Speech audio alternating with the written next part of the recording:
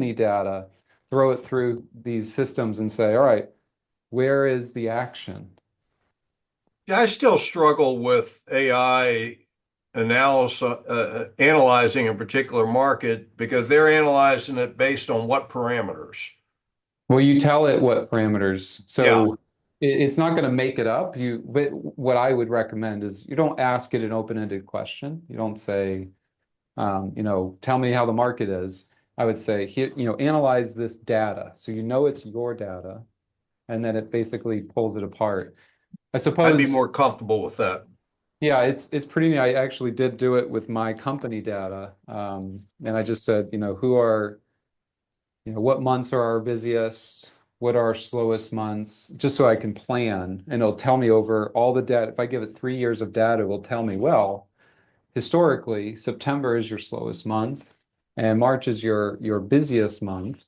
However, here's the actual busiest month. Here's the real deal. It's cool. It's really neat information. Very interesting. You have a lot of cool information. Well, Mike, let's start there. You and I talked about this morning. We're gonna do today's class on something that I'm seeing a lot of, and I know everyone else is getting a little bit frustrated by it, but the terminations, and a lot of times it's buyer remorse. So there's just a lot of stuff going on in the market, a lot of pressure points, a lot of pressure coming from all different areas. And so you mentioned you had some statistics that you were looking at. Do you mind sharing any of that with us? Yeah, like many, I'm still trying to figure out this market, to be honest. There's things I've figured out and there's things I'm wondering about. But I looked at our pending sales for the first 18 days of March, and it told me a story that surprised me a little bit. And that is, I broke it down into price ranges, pending sales. The low end seems to be performing very similar to last year for that 18-day period in March. The high end is going in a different direction. And by that, from 250,000 and below, pending sales are off 7%. Now that's a percentage. Give you an idea, last year in the first 18 days, we did 13 pending sales below 250. This year, 12. It's only one deal, but percentage-wise, it's off 7%. I go up one tier from 250,000 to 500,000. We did 30 deals last year in that range. This year, 28. So off 6%, but that's only two deals.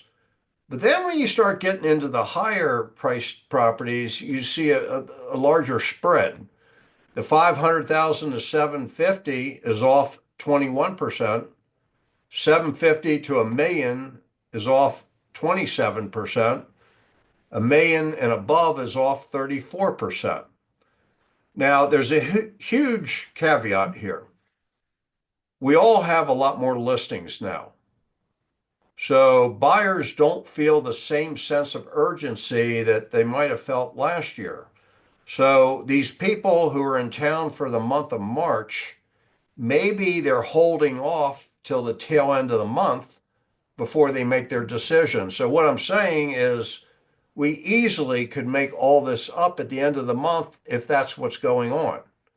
So sometimes you see the numbers and they tell you a story, but sometimes the ending of that story is what you expected. Sometimes it's a big surprise. We don't know how March is going to end up. Certainly, there's a lot of people in town. So that part's good. The weather's beautiful. So that certainly is selling people, the great weather. The inventory of selections they have this year is certainly much better than it was last year. And interest rates, surprisingly, are slightly better than they were last year. So there's reasons to think that the end of March, we could see a flurry that are going to bring a lot of these numbers right back in line. But that remains to be seen. Love that. I did pull some slides from the NABOR year-end conference that they had. And some of the things that I was looking at, I put up on the screen here. Overall pending sales, 626, 583, 682 the last 3 years, right? So we're we're actually kind of just treading water, if we think about it that way. We are treading water. Um, so, the sky's not falling, but you mentioned, Mike, that, our pending listings have gone up drastically. So it feels like we're drowning because we've got so many more listings, but realistically, our number of actual closed sales is staying the same. So just be careful about what your expectations are when you get a listing. That it's no longer a license to print money. Not that it ever was. It's a license to work. But even though pending, Mike, didn't you mention that the inventory pending listings has like doubled in the last 6 months? Something like that. I probably did. I just don't remember the conversation. But you actually have to dive into it even deeper. My hunch is that single family sales this year will be up over last year, but that could be offset by what's going on in the condo market. It could be. And if we dig deeper into this data, you can see that we had just over 10,000 pending sales in 2024. But if you compare that to actual closed sales in 2024, you're off about, I think it's 10%, so maybe 20%. So overall closed sales in 2024 ended up being 8,000. So we had There's pending sales over 10, and we had closed sales of under 8. So that's off 20%. there's a big catch here, though, Christian, and the catch is Hurricane Helene and Milton were back to back. We lost a month. Yep. And the year before, we didn't lose a month. Yeah. So I think that skews it It somewhat. skews it a little bit. I mean, October's not usually a huge month for us True, anyways. true. But you look at this is a 6-year comparison, what is this? Closed sales, it was 10, 8,600, 7,900. So even though our pendings have kind of stayed the same, we're closing less of them, which I think is, very much what I'm seeing. I don't want to overdo the numbers here, but it is what I'm seeing. And Mike, you and I were talking yesterday about what we would talk about today, and the only thing on my mind is terminations. And there are two parts of this. Is one, look at the data. Am I making this up? I think that's a very important part of this. Am I over exaggerating because I've had a bad week or a bad day? And then, what can we do about it? And what do we have to do about it? So we looked at the data. I think there's something there. This data did not include 2025 yet. So we'll have to see how bad things are or how good they are. They could be okay. I know that personally, the number of transactions that are canceling is higher. It's in my office, it's higher.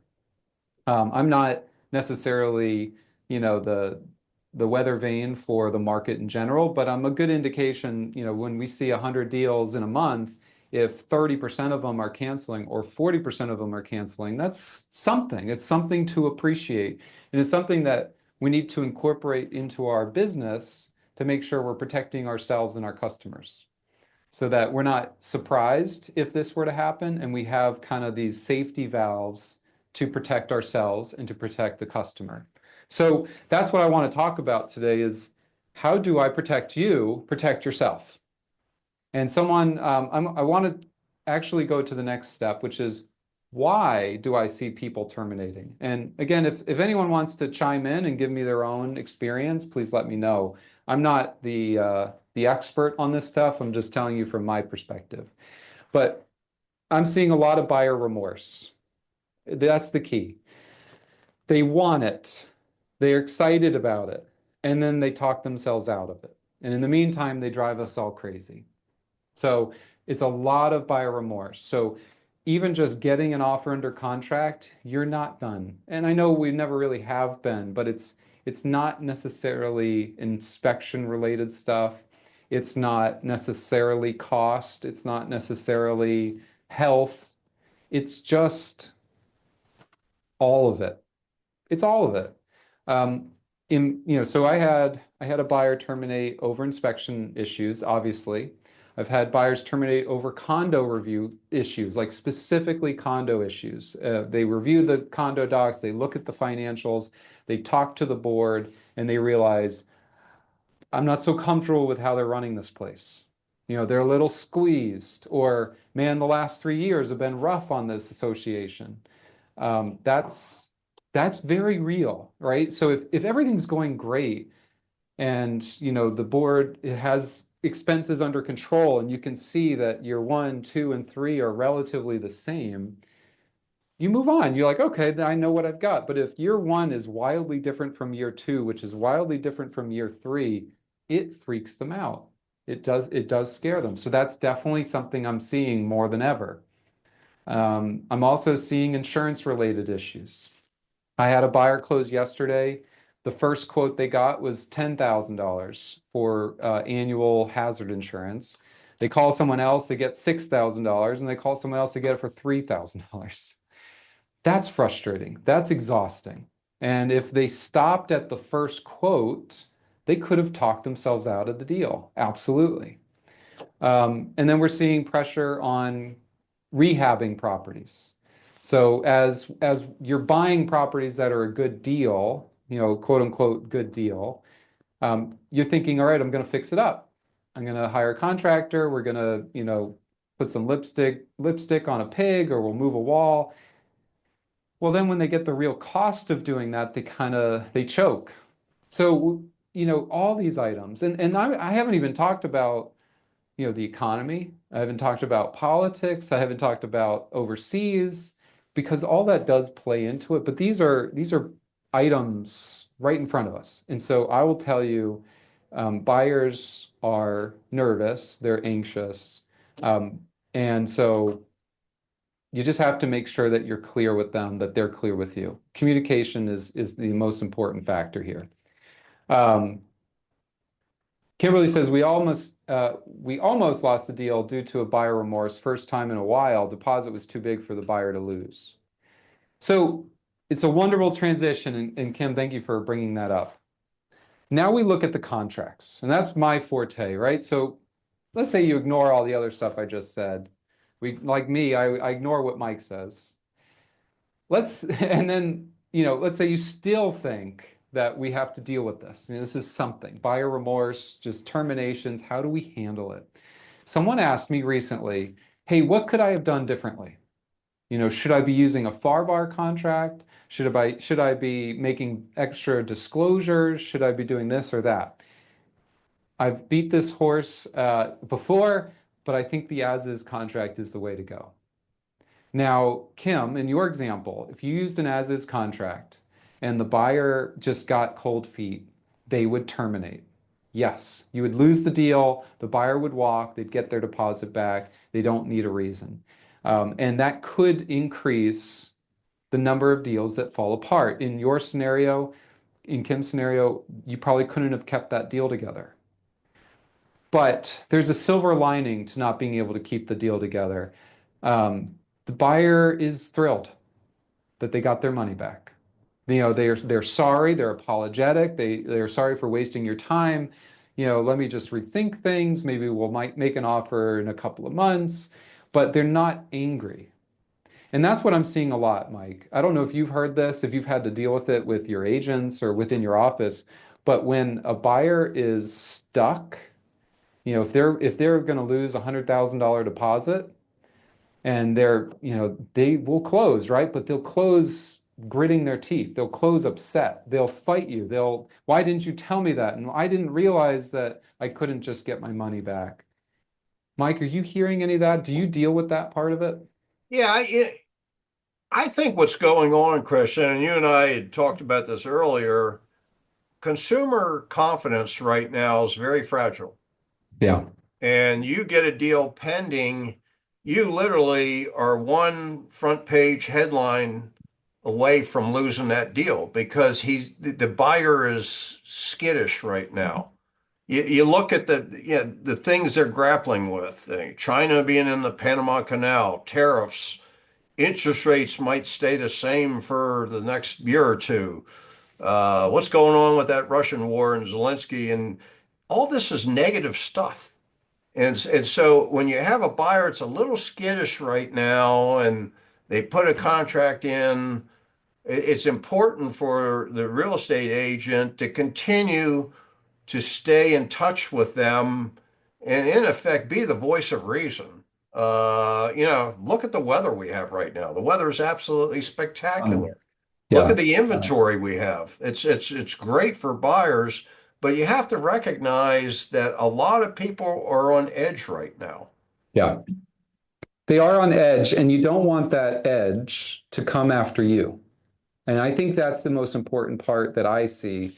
Um, there's a balance. If you're going to use the standard contracts, whether it's NABOR or FAR, you have to spend an inordinate amount of time explaining the inspection process and what's cosmetic, what's defective, what's working condition, and what's non-working condition. If you put that effort in, if you put all that effort in the education, you follow it up in writing, you can do standard contracts really effectively, and you can basically blame the buyer for the situation they found themselves in. Or you can take the simpler route, use an as-is contract, and you don't have to explain that to them.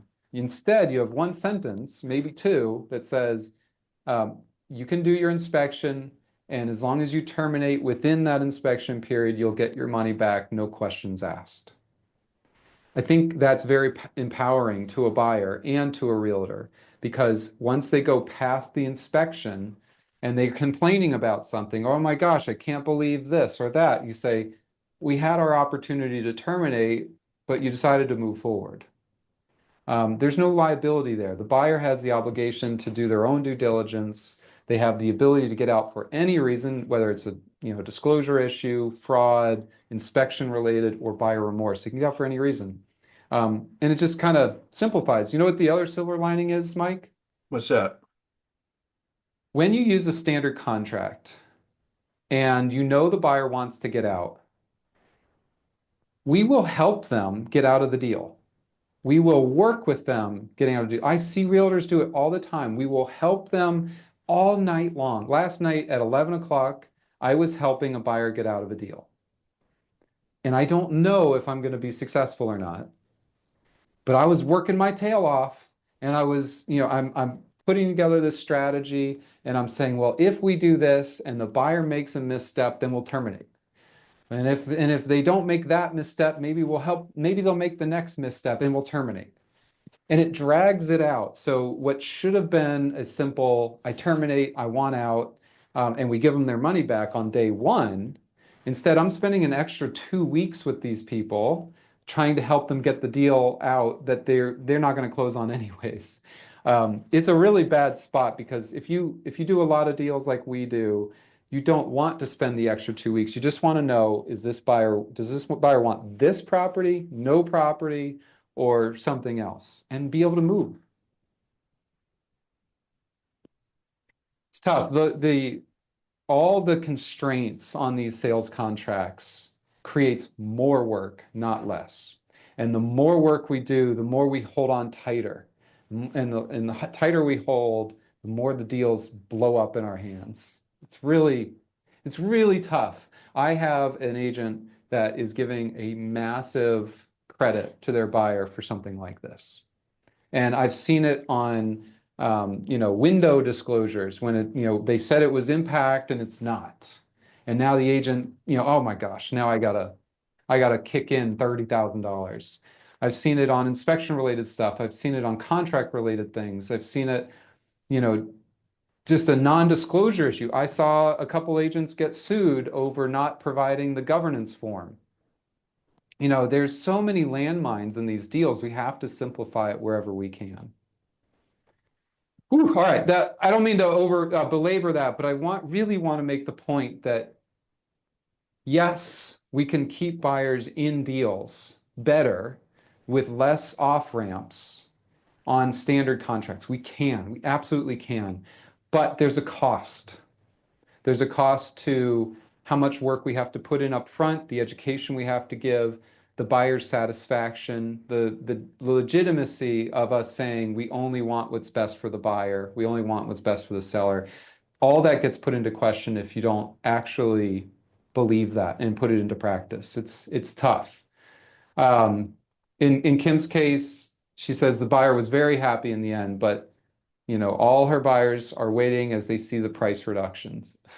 Yeah, and so let's look at the next part of that. We have to be excellent communicators. So if a buyer's really freaked out about whatever, and we get them out of the deal, we don't want to lose them. And Mike, you mentioned this. You don't want to lose this buyer. We're going to follow up with them. And we know that they are now a very warm, if not hot lead. There's someone that wants something, would love something, just hasn't found the right fit yet. I really believe that the market's going to open up this summer.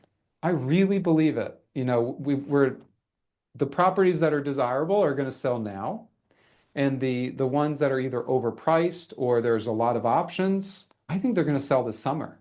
I think it's going to open up the market. That's what I'm hoping for, is that we could have a really big summer if sellers get real.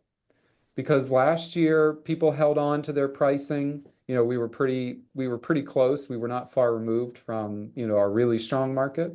So we had a lot of hope for that. But I think this summer, going through another one of these years, we could really see it open up. I hope to see it open up. I think you guys are going to keep us busy this summer. That's my hope. Steve says, what if they don't want an inspection? So I love this question, Steve. So let's say the buyer's like, nope, I love it. I don't need an inspection. I just want to make the offer. I think that they regret that.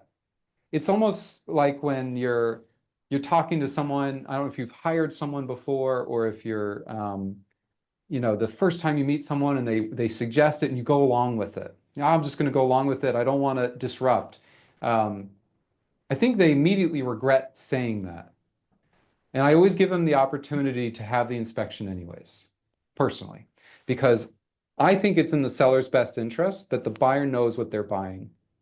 Or in the very least that I offer it twice. And if they still don't take me up on the inspection, that's on them. But waiving inspections like we saw during COVID, if you waive your inspection and then the buyer finds out something later, they can't blame themselves. I mean, they should, but they'll blame everyone else first. But if you said, well, I gave you the inspection, even though you said you didn't want it, and I gave you another chance to get the inspection, and you still said it, that would have been your opportunity. So I believe that every buyer should have the opportunity to do inspection. Just limit it. There's really no huge downside to giving them 5 days to do their inspection, no questions asked. And I always make the comparison to buying an airplane ticket.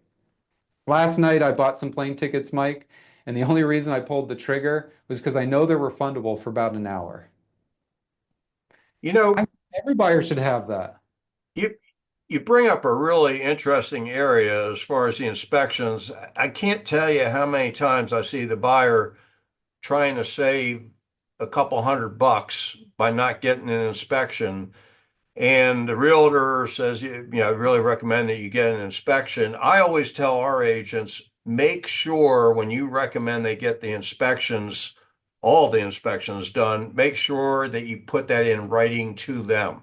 Yeah. Because like you just mentioned, Christian, if after they close, something goes wrong, a leak in a roof or whatever, and they didn't get that inspection, they will never blame themselves.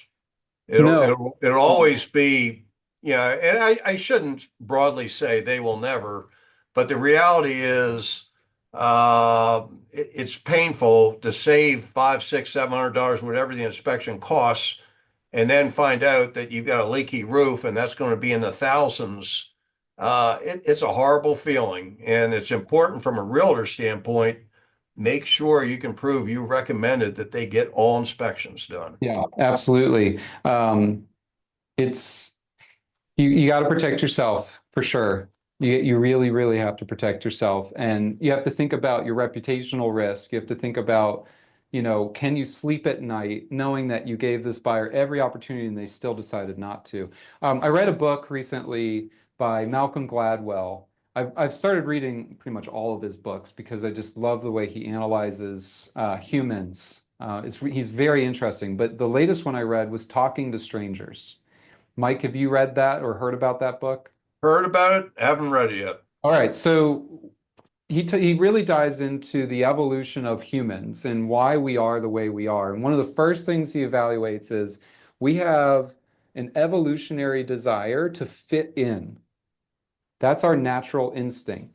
So most of us have a desire to fit in because, in the Stone Ages, if we didn't fit in, if we were kicked out of the tribe, it was almost certain death if we were on our own because, food scarcity and illness and, whatever else, shelter, it was impossible to live by yourself. You had to be in a tribe. So the people that fit in were more likely to survive. So fast forward, when someone, if I'm trying to buy someone's house and I make them an offer and, the seller says, hey, well, you already saw the place. You don't even need an inspection. The human interaction for most people is to be like, you're probably right, because they want to fit in. They don't want to upset the seller. They don't want to lose the deal. It's like, yeah, yeah. And so yeah, I don't need an inspection. I already saw it. It's fine. I'll be okay. When in reality, once they get home and they talk to their spouse or they talk to their son or they talk to their contractor, they start questioning that decision. It's like, why did I say that? Why did I say it? And I actually have an example. I hired a nanny years ago, Mike, and she said, well, and I'm happy to do house cleaning and, clean the dishes and do the laundry. And I'm like, no, no, no, don't have to do that. You're here to just watch my son and take care of him. That's the priority. And like 10 minutes later, I'm like, why did I say that? I would love it if she had done some laundry. Why not? She's sitting right there. I don't know if your wife would have given the same answer. No, I don't think she would have. But we were so focused on making sure that she said yes that we gave up something that, in hindsight, was actually quite important to us. So give the person a second chance. I really do think that everyone has to have an inspection period. The as-is contract is good because it limits the time period. By the end of the week whether the buyer's in or out. I gave you Christian, 5 days. I gave you 7 days. That sort of thing. let me give you a real life scenario because I've seen this a number of times. And what would your advice be on this one? I know what my advice is. What is about when a realtor represents a buyer and the seller says, no need to get an inspection. I've got one that was done previously, and the buyer walked out on the deal. Here's the inspection that was done previously. Now the agent represents a buyer. How do you handle that one?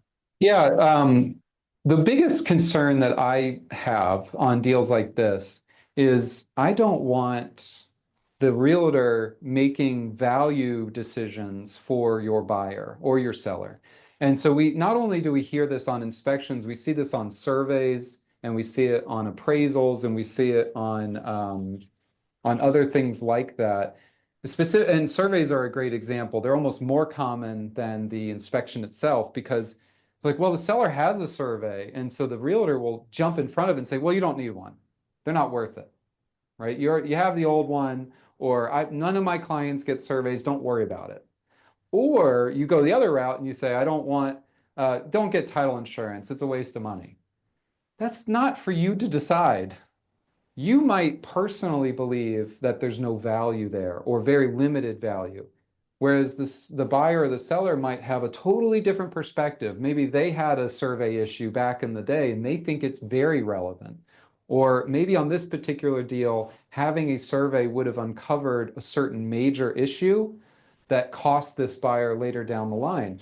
So don't make that value proposition for the buyer. I think you really need to always revert to, yes, we think it's important. Yes, every buyer should get a survey. Every buyer should get title insurance. Every buyer should do an inspection. And then if the buyer questions that and says, well, the seller survey is only 12 months old, it's done by a very reputable company, do you really think it's worth spending another $500? And say, well, that's really up to you. Maybe call the attorney, get his opinion, maybe call the survey company and see what they suggest. It sounds reasonable to me, but it's really up to you. We're empowering the buyer to decide as opposed to steering them in a certain area that's more comfortable for you. You really do need to guide the buyer without making that decision for them. Um, Termites for condos on the water, especially. Yeah, you could have a buyer who's super nervous. And actually, I see this also not just termites, but mold and radon. I see realtors who are like, oh, I never tell them to get the mold test. I think that's a waste of money. I'm like, it's not for us to decide. These are your options, buyer. An inspection, mold test, radon, survey, call the insurance company, let's see what all of it is, because the last thing I want is for you 2, 3 weeks from now or 2, 3 months from now to say, man, I really wish you hadn't told me to avoid the survey. That would have solved all these problems. I would instead want it to be, I told you about the survey, you decided against it. I told you about the termite inspection, you decided against it. That's a much safer place for us to be, and we're empowering the buyer to make these decisions. We're going to answer their questions. We're going to put them in touch with the experts. And to another topic, I mentioned it, title insurance. Mike, what do you think about title insurance? Didn't you read an article recently that said that title insurance was like a crock or something? Now, my personal opinion on title insurance, particularly nowadays, with all the fake sellers out there that we're coming across, particularly on lots, title insurance to me is non-negotiable. I mean, that's something that everyone should get. Now, Yeah. not everyone gets it, and for reasons I can't even comprehend.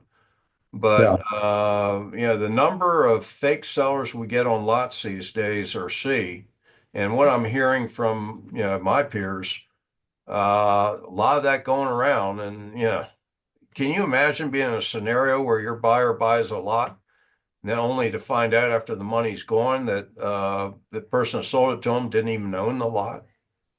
It's a horrible position to be in.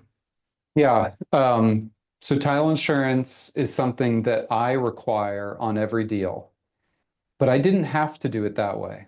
So as an attorney, I could close deals without title insurance. I could. I would make more money. There's no doubt about it that I would make more money if we did deals and I just charged hourly or a set fee and then didn't give you title insurance. But I choose not to do that because I believe in title insurance that much that I'm willing to accept less money so that the buyer gets this kind of protection. And in turn, I get some of that protection as well because now I have someone else that's part of this deal. It's not just me and the buyer, me, the buyer, and the seller. It's me, the buyer, the seller, the insurance company, the lender, all these other people. And so we're all on the same page. There's an insurance policy if something goes wrong, if something is missed, if there's fraud, duress, things of that nature. If there's something that was just missed, maybe negligence, maybe I messed it up. Maybe the seller defrauded us. I think title insurance is that important. It really is. And I think the parallel analogy to that is using as is contracts. It might cost you money in the short term to use an as is contracts if you have a lot of buyer remorse. If you have buyers that can cancel for any reason, and they do. Yes, you will lose more deals that way. But there's a benefit that might outweigh that cost. Maybe it doesn't. It's for you to decide. But the benefit would be I don't have as much liability to that buyer because I didn't have all these inspection clauses and I didn't have to explain it and I didn't have to find a certain type of invoice to make my request or my election. It was just a yes or a no. Do you want it or not? Should we renegotiate? So title insurance it's not going anywhere. It is set by the state. I won't do the closings without it. And it's very hard to find any attorneys who will. So it's all about just education. We just have to make sure the buyers know what this cost is, or if the seller's paying it, they know what the cost is. And there are calculators. I have one on my website. I would Go and use it. You can sign up, you can get the app. It's really great to use. On a different topic, going backwards, Kathy mentioned she wanted a little bit more clarification on the inspection reports and sharing previous ones. So the buyer, the previous buyer who paid for that inspection report, it's really their report. It's not yours to share. But if you have their permission, or if some listing agents will get an inspection before listing a property, and if you want to share that, I think it's great.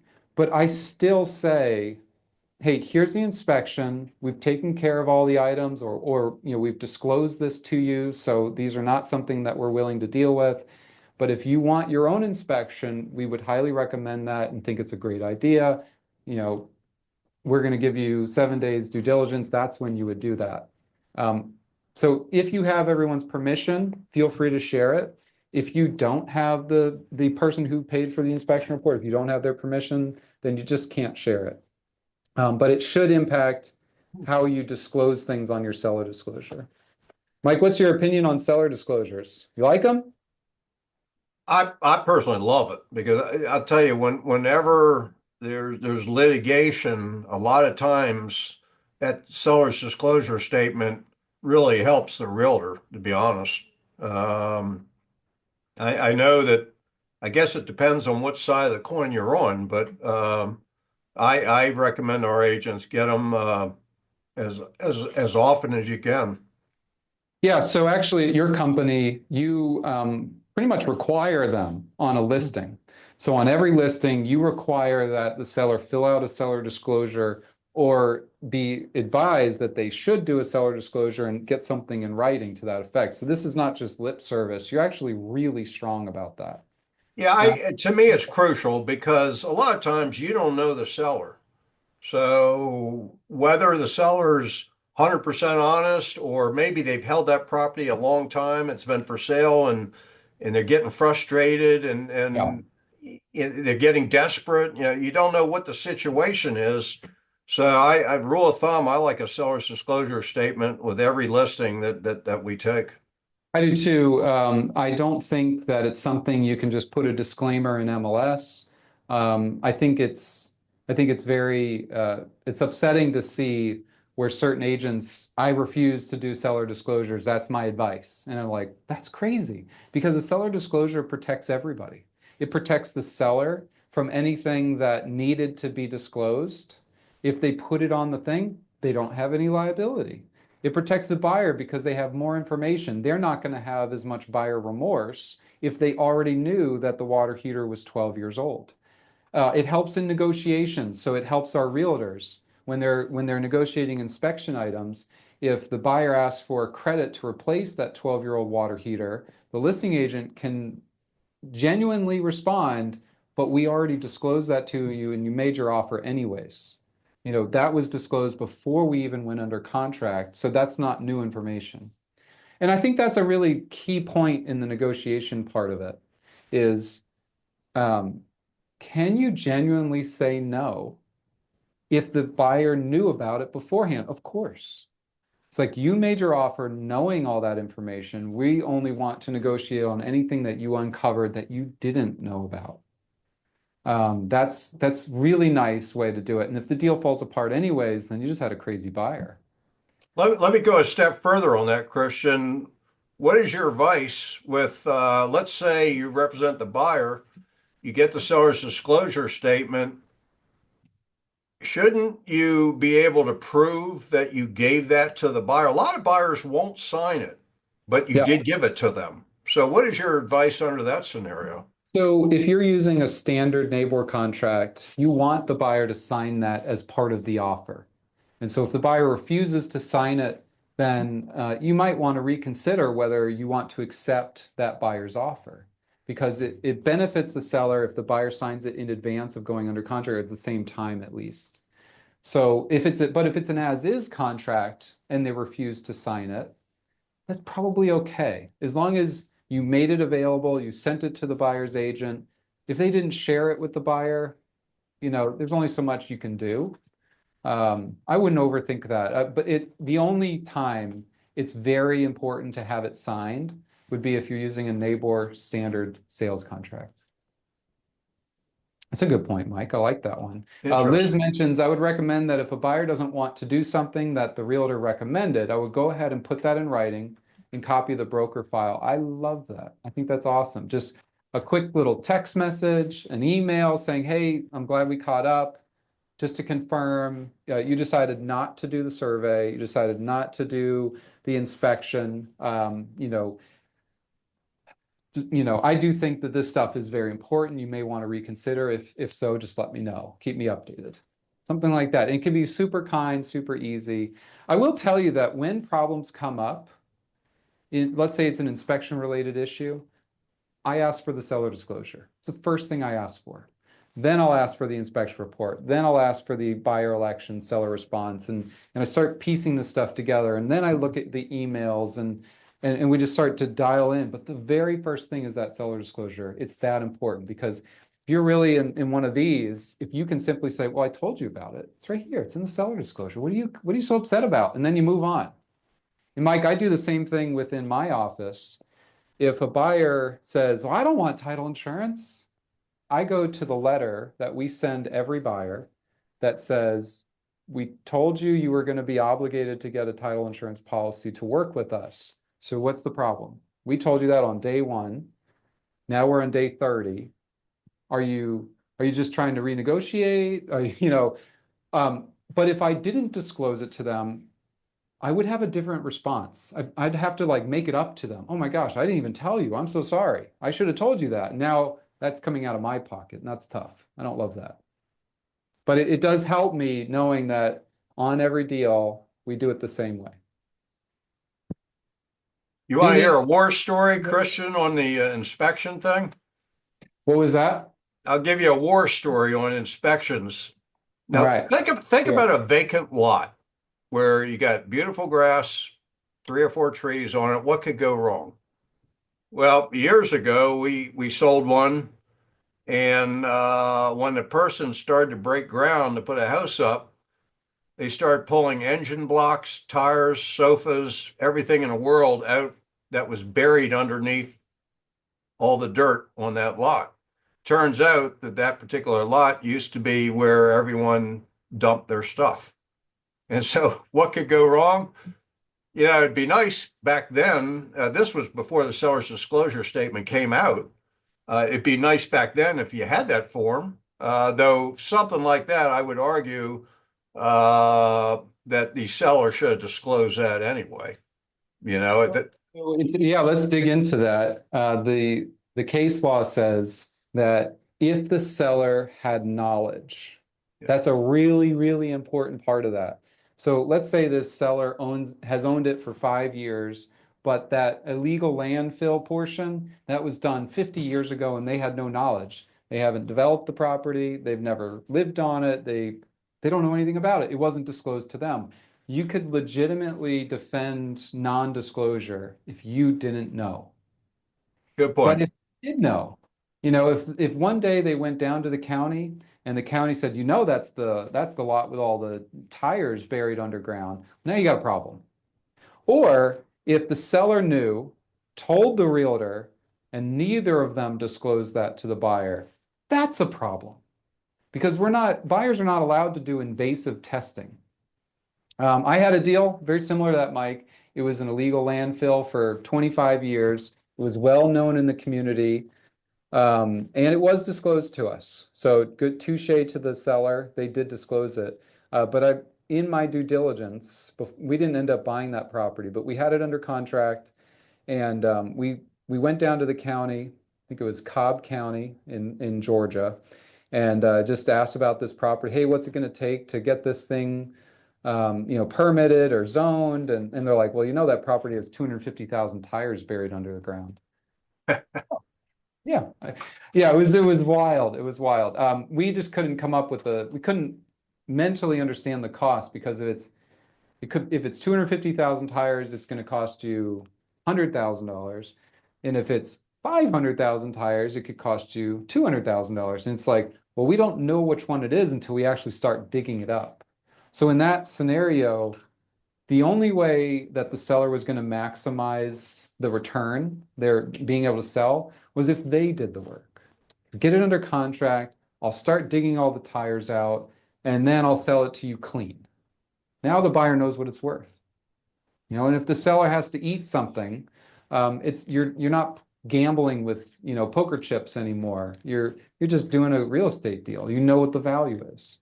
So, And I that and that's and seller that's one. where you get the expression, that's where the rubber meets the road. It all came from that deal, right? Yeah, no kidding. That was a wild deal. But it's a really great example. A lot of people, when they're buying vacant land, they say, well, what kind of due diligence do I need? I don't need due diligence. You do. You got to walk the property. You've got to do possibly some sort of geo surveying. Maybe they dig underground, do a soil sample. They might do a phase 1 environmental study. They might want to do some rezoning and talk to the county or the city. They might want to talk to permitting and see if they're going to be allowed to put a 2,500 square foot house. There is a lot that you can do. It may not be a traditional home inspector, but there's still inspections, surveys, all these things. And I'll give you one last example, and then we'll close the video. I had a client who was buying, I think it was like 100 acres, and they were going to put a subdivision. They had some pretty unique plans for how they were going to use the property. And then we did a title search. And the title search showed, that this parcel was limited to basically a church only. This one was agricultural only. And this one, if you changed it into residential, would revert back to the county. It was a mess. So his initial plan and what he offered was no longer relevant because he couldn't use half the property. So it went from I don't know, $1 million offer, a $10 million offer down in half that. Or it could have just caused the buyer to walk away altogether. I don't remember what he ended up doing, but there is due diligence on these deals because you need to know what you can build. Can you put the pool in the backyard, or is there an easement going right through it? It's good stuff. It's very, very interesting. But thank you everyone for sticking around this whole time. I hope that we can avoid terminations, but even if we can't, my plan, the one thing you need to learn is that you can do certain things to protect yourself from liability in the event a deal does terminate. And just weigh the pluses and minuses of those. The pluses of a standard deal is that the buyer has less ability to get out. And the downside is the buyer has less ability to get out, even in terms of fraud or non-disclosure. It's really hard for a buyer to get out of a standard contract, and it could turn on us. And I don't like that. It's a lot of work to deal with that stuff, a lot of stress. So as is, the plus is that you can avoid that almost across the board. If buyer wants out, they can get out. But the downside is you could see a buyer just kind of waste your time. You really could, especially in a market like we have today. So it's no perfect solution. Just be a good listener, do your best, and if you're going to choose one, just know the downsides and compensate for it.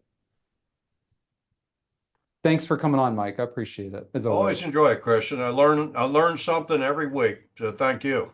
Good. One thing, two things, three things. Bye, guys.